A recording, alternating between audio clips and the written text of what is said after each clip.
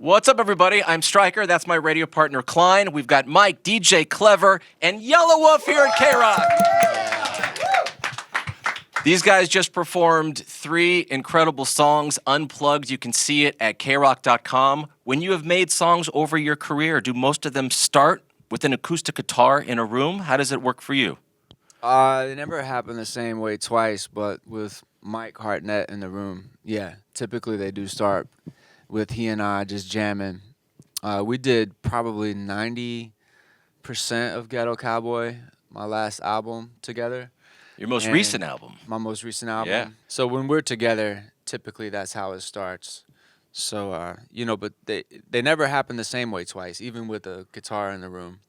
But, Mike also does drum programming and arrangements, and he came in with a drum loop for Bach Chevy 7. We added guitars later to it, but guitars are an integral part of the production for most music, that I make. And when you walk into this room and it's just the 3 of you, and there's probably 7 of us in here, and you've got the guitar, and you got this dude right here, is it something that you guys need to rehearse a lot to do something like this? Or is this, all right, guys, we're going to do this, is very easy?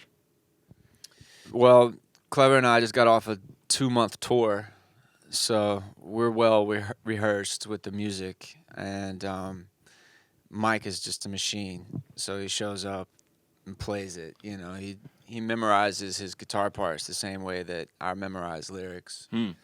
And these guys don't up. That's why they make the big bucks. So you're not sick of them. You get 2 months with someone, like constantly working together. You don't need a break right now, couples therapy, anything like that? We may need couples therapy. The road is an art, man. It takes a while to understand how to coexist on the road. Some people don't make it, but Klever and I, we figured it out, So What is the secret sauce? It's probably different for everybody, but what is it for you? Is it when the show's done you lay low? Do you need to let loose after the show?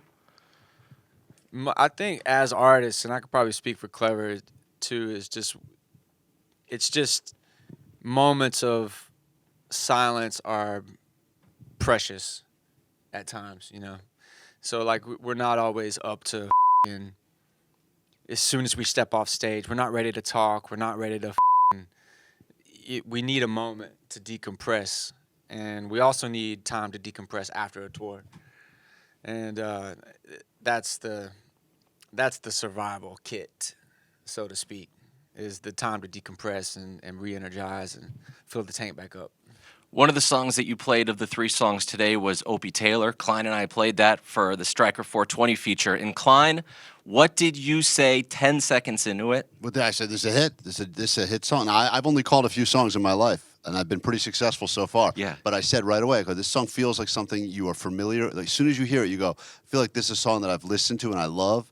And immediately the responses started coming right through on the text line. It was like, it didn't even wait till the end of the song, which was, so now I'm thinking of all these other characters, Horseshack, all these other characters you could create amazing songs out of from back in the day on TV. A Welcome Back Kotter reference. Very topical. Thank you. Opie Taylor, though, there you go as well. Yeah, what was it, Mr. Ed? That's right, yeah, throw that in there. We got a whole album. Minnie Pearl. Did you know when you were working on this, when you were writing Opie, did you have did you have a sense that this is a song that LeBron James would be driving around to, listening to? That is still surreal.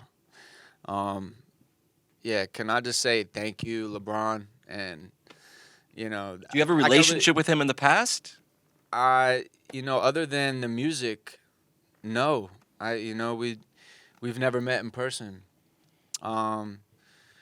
But for somehow he found the music and he supports it, and it is surreal.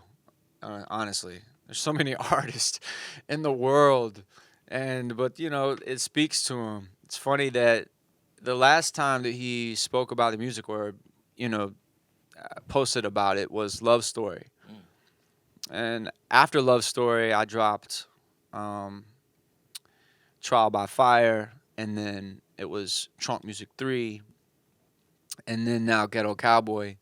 And Ghetto Cowboy and Love Story are in the same vein. And I see now he's posting about Ghetto Cowboy, and you know, I didn't hit him up and say, "Hey man, I got a new album, check it out," and I definitely didn't say, "Hey man, I got a new single, check it out." He gravitated toward Opie Taylor, which is the same feeling we had when we made it. When we were in the studio when we made Opie Taylor, we just thought, man, this song feels right. It just feels like a good record. But I've got shell shock from trying to say this is a single or that's a single. So what I wrote about in the song is not having a single or the struggle of not being able to conform to have a record. That's why I say I could probably get a job if I cut my hair, but I got no cares, Opie Taylor. Like I could conform, but I won't.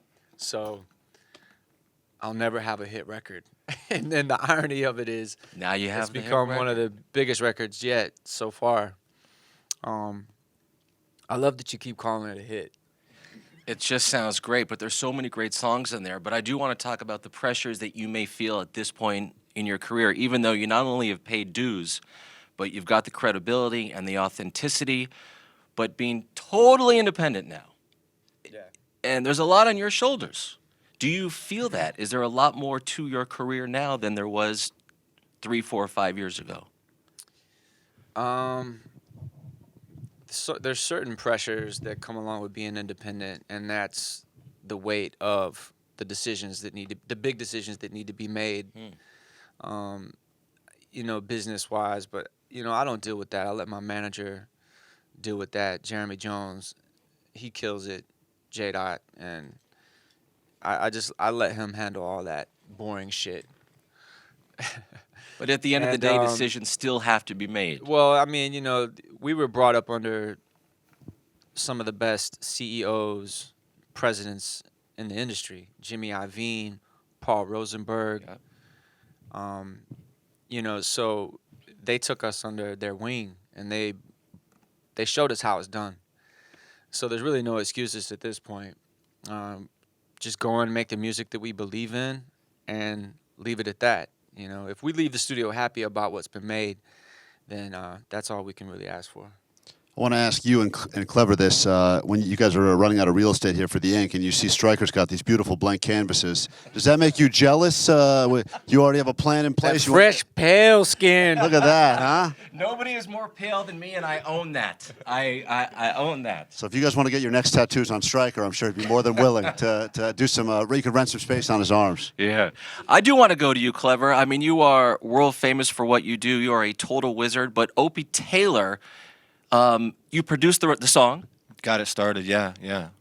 It was, well, these guys were working on Wolf's project in the studio, and I was in the corner working on my Bollywood project. I was just putting together this Indian project that I was working on, and Is that real? Really? yeah, seriously. And I was taking a bunch of 60s, 70s, 80s, old Bollywood film, score stuff, chop it up, and it's just going to be a fun little project for myself.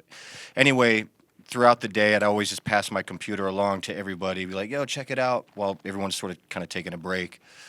And gave it to Wolf, and Wolf's eyes lit up, and I immediately knew, like, all right, cool, there might be some potential there, I don't know. And then took off the headphones, was like, dude, are you married to the sample? Because it's very sample-based, and knowing that if we rolled with the sample, it's just going to be, you know, trying to clear it and et cetera. So it's like, no, I'm not married to it. What do you got in mind? And so basically the whistling part of it is emulating what the Indian sample was that I chopped up, and then he put his magic to it, and we just, I mean, it just kind of... You didn't know the lyrics beforehand? Not at all. No. It was an instrumental project that I'm working on. So it was just all instrumental, and he heard something else that I didn't hear, and Mike got on it, and Peter Keys from Leonard Skinner put some Rhodes on it. I want to say it's a Rhodes or organ on there, and it all started coming together. Yeah. And Mike, how long have you been working with Yelawolf? Since Love Story. So how long's that been? Yeah, we've been working, I guess, 7 or 8 years now, Mike and I. What is a song that he has been involved with that everyone would know, where he came to you with some sort of guitar sound and you thought, holy mackerel, there's going to be something there? Oh, Till It's Gone. Till It's Gone. How you got the guitar? Do you remember how that initially came together for you? Well, we were in the studio. I was vibing with Willpower at the time, and we were trying to just come up with some ideas. And I started playing this riff. And he lit up. He was like, go in the booth, track that. So we tracked that and then looped it. And then. Can I hear that part again? Oh, sure.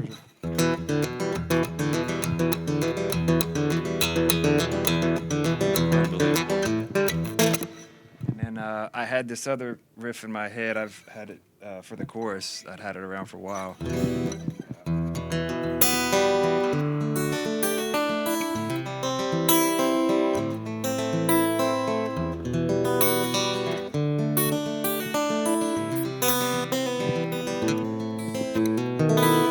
That he was like, put that down, and that became the chorus. And then Wolf heard it and put all his words on there, and kind of turned into what it is. And it's a huge song. That is unbelievable. Thanks for showing us that, man. Sure.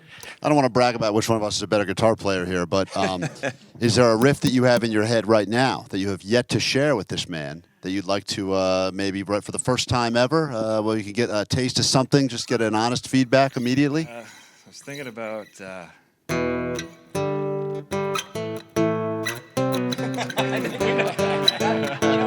That's a hit. Hits. There's a song on Ghetto Cowboy that I have had on repeat, Still Ridin'. This song, it's like track 4 or 5 on there. I hear that, I hear it, I go, okay, it's over, hit the backwards button. And I got to hit the backwards button again. Wow, that's another Klever production, actually. We had this Aretha Franklin sample. Klever had chopped up an Aretha Franklin sample. Impossible to even think about trying to clear Aretha Franklin, especially on a hip hop record. So we're beating the record down. I was like, I'll write to it just to have it in the bag. If we can't get it cleared, we'll throw it out as a mixtape, or we put it out as we'll just leak it. And when you put something out as a mixtape, you can put it out because it's free? Is that the You reason? put it out for free. People download it, share it until the powers that be come down and Gotcha. take it. Okay. So it lives for a while, and then it kind of just makes its way through the internet. And but we decided not to do that. I recorded my lyrics, recorded this hook, and then for the first time, we stripped the music completely out of it. Where it was just lyrics, hook, and a drum break. That was it. And we rebuilt the song. Like I said, nothing happens the same twice. So we rebuilt this record off of a fully written chorus, full written verses, over a drum break, and just beat it down. Mike Hartnett and I came in, laid some groundwork. Klever came in, obviously with some sauce, some cuts, melody ideas. Peter Keys again came in, Leonard Skinner, did some piano synthesized work on it, and it just worked out. We were happy about it because we didn't know if it was going to make the album or not. And I'm glad it's on there. I appreciate Selfishly, I'm glad it's on there. All right. On that note, I mean, you've been here, you've played, we've talked, we've done the whole thing. Is everybody good? You said a lot. Yeah, I'm good. I'm great. Well, first of all, thank you for breaking Opie Taylor. Oh man, thanks for saying that. I mean, Thanks for being seriously, here. man, that's a huge deal for us, and we're happy to be here. Thank Really you. appreciative. The man is an entrepreneur. He does it all, makes great music. These guys are fantastic as well. Thank you again for taking the time and being here. That was fun. For Klein, I'm Stryker, and we are at the world famous KROQ. See you guys.